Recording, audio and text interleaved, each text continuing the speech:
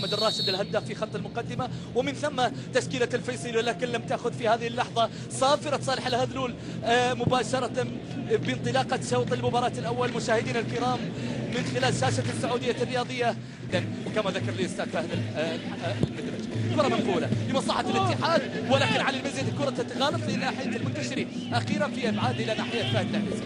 فهد في المباراة الماضية واليوم يعود بقوة بعد إصابته. على فكرة يا جماعة حتحدث لك عن إصابته. وائل عيان، عاصم سهج لاحظ استرايكر اللاعب كما ذكر لي السيد زلاتكو المدرب ربيع الموسى، ينقل كرة لاعب المنتخب السعودي، ولاحظ معي هنا نقلة عالية ولكن مخالفة لنقلة أمامية لعاصم سهيج في مكان سليم، يتقدم على رضا تكر في المنطقة 18. عملية تغطية خطيرة، كرة لمصلحة الفيصل، عملية مرور يحاول عاصم سهيج، ولكن يبدو لي الآن الاتحاد يغطي مناطق الخطر تماما في الكرة الماضية. هنا المنتشر يبعد له كرة في منطقة خطيرة جدا، عاصم سهيج يسدد له كرة، ولكن اللي هو شباك أحد الحارسين ربما تيسير للتيف أو كذلك علي الميزي.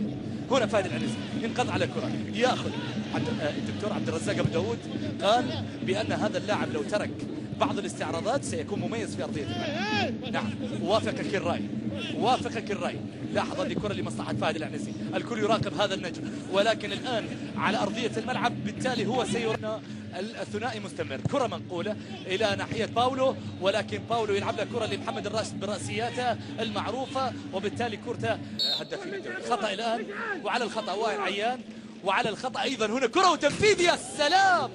يا سلام لقطة كانت مميزة. لاحظ من داريو جيرتك لاعب اللي يسدد له كرات بعيدة المدى. على فكرة هذا اللاعب يا جماعة الكرواتي كان يلعب في هايدوك، وعنده في عام 2010 من خلال الدب يسدد له كرة خطيرة، لاعب خطير جدا. فهد العنزي الآن في كرة لمصلحة الاتحاد من الجهة اليمين، يحاول يمر، يلعب عرضية لمصلحة الاتحاد الراشد، ولكن أمامه حارس المرمى سيد الدفاعات في تسديده هنا للصقري. يا سلام،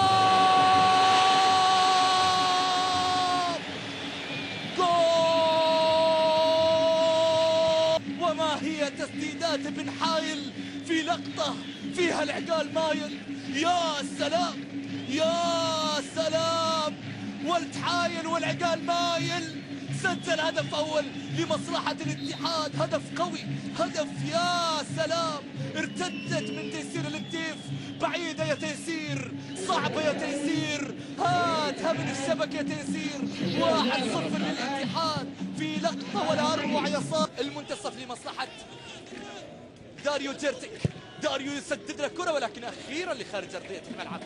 الانتقالات في هذه الأيام، واذكر لك بأنه انتقل للفيصلي في عام 2011، ودعنا نتحدث عن هذا الجمهور.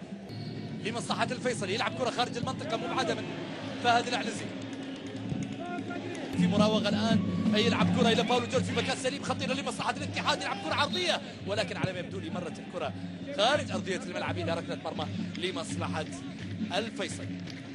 باولو جورج لاعب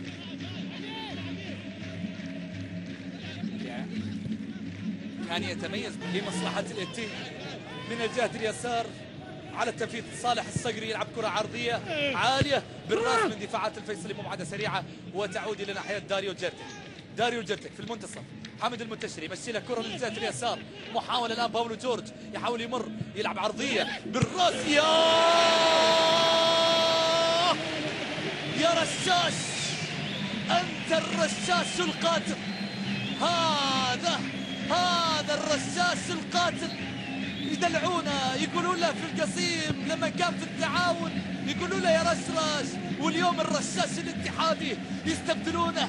هذا الرشاش الاتحادي، هذا الاتحادي محمد الراشد اللي يسجل ثاني اهداف المباراة. يا سلام، شوف اللقطة، باولو جورج بذكاء في منطقة ذكية جدا يستنفذ من خلالها كرة لمصلحة الاتحاد. يا سلام، تنفيذ سلس، تنفيذ سليم، وهدف ثاني للاتحاد، هدف ثاني للاتحاد عن طريق الرشاش القاتل محمد الراشد اللي يسجل ثاني اهداف المباراة.